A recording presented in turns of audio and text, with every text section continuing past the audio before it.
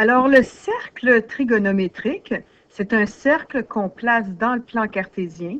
Le centre va avec l'origine et le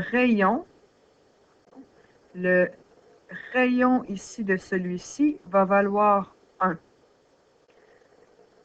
Donc, si on place des coordonnées, on peut tout de suite voir que le point qui est ici, c'est 1, 0, que celui qui est ici, c'est 0, 1. Évidemment, celui qui est ici, l'ordonnée de 0, l'abscisse moins 1. Et celui qui est ici, ça va nous donner 0, moins 1 en ordonnée. Moins 1 pour l'ordonnée. Alors ici, on a nos 4 points qui indiquent les coordonnées aux extrêmes du cercle, les extrêmes horizontaux, les extrêmes verticaux. Si maintenant on divise notre cercle, alors si par exemple on prend on met notre rayon ici, je vais mettre le rayon ici, à 30 degrés. Alors si je mets le rayon à 30 degrés, en X, qu'est-ce que je vais avoir? En Y, qu'est-ce que je vais avoir? Je sais que la valeur de ce rayon-là, c'est 1. Si je regarde en X ou en Y, si j'ai 30 degrés ici, ce que je sais, c'est qu'en Y ici, j'ai un triangle rectangle. En Y ici, ça représente le côté opposé à mon angle de 30 degrés. Et l'hypoténuse est de 1. Je sais, et ça c'est donc le rapport sinus. Le rapport sinus d'un angle de 30 degrés, c'est toujours une demi. Donc, une demi de 1, c'est une demi. Donc, au niveau de mes coordonnées, je sais que mon Y vaut une demi. En X maintenant, X ici, c'est toute cette valeur-là. Je ne sais pas c'est quoi. Fait que la valeur en X, on ne sait pas c'est quoi. Mais dans notre triangle rectangle ici, on a 2 mesures qu'on connaît. On pourrait donc, par Pythagore, trouver cette mesure-ci, la mesure de cette cathète. Donc, je sais que mon x au carré plus mon 1/2 au carré, tout ça va me donner mon 1 au carré. Si je fais le calcul et que j'isole mon x, ce que j'obtiens, c'est, alors je vais avoir x carré qui est égal à 1 au carré, c'est 1, moins, je peux envoyer ça de l'autre côté, 1 quart au carré, 1/2 au carré, pardon, c'est 1 quart. Donc, j'ai 1 moins 1 quart qui me donne, donc 4 quarts moins 1 quart, ça me donne 3 quarts. Donc, x carré vaut 3 quarts. Je prends la racine. Donc, la racine ici, ça va me donner la racine carrée. Je suis dans Pythagore, donc je vais prendre le côté positif. Ça va me donner racine de 3 sur racine de 4 qui vaut 2.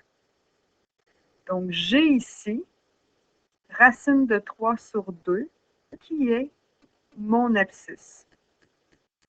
Si j'en prends un autre, si je prends un autre rayon ici, je le mets à 60 degrés. On peut faire exactement le même principe. Alors, j'ai 1 ici encore qui est mon hypoténuse.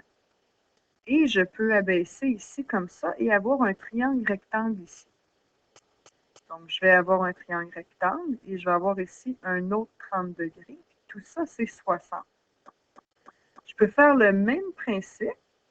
Si tout ça, c'est 60, ça veut dire que cet angle-là, ici, c'est 30. Et on avait ici déjà notre côté opposé, ici. C'est la demi de notre hypoténuse. Donc, en X, je vais avoir une demi comme grandeur. Et en Y, je vais avoir l'opposé de ce que j'avais. Je vais donc avoir racine de 3 sur 2. Alors ça, c'est 2 angles importants. L'angle de 30 degrés et l'angle de 60 degrés correspondent à ces points trigonométriques-là.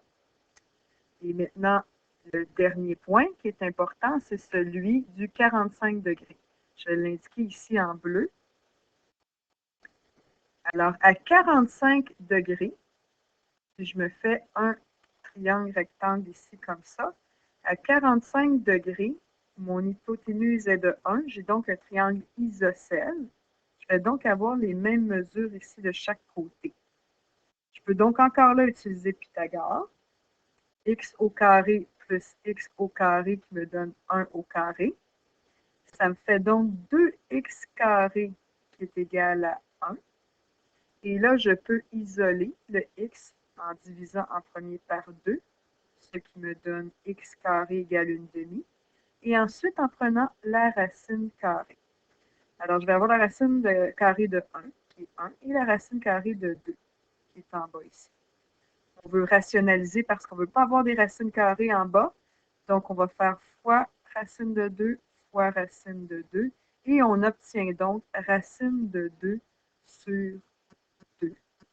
Alors, le point, les coordonnées du point pour un angle de 45 degrés, ça va être racine de 2 sur 2, racine de 2 sur 2.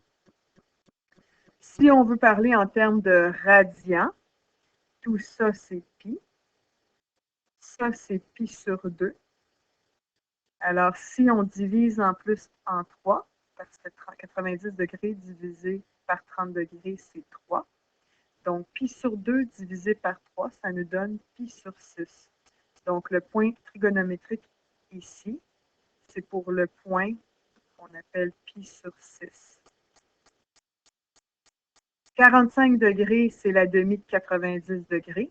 C'est donc la demi de pi sur 2, ce qui nous fait pi sur 2 divisé par 2, pi sur 4. Et ici, 60 degrés, c'est le 2/3 de 90, ou on peut le voir comme 2 fois pi sur 6.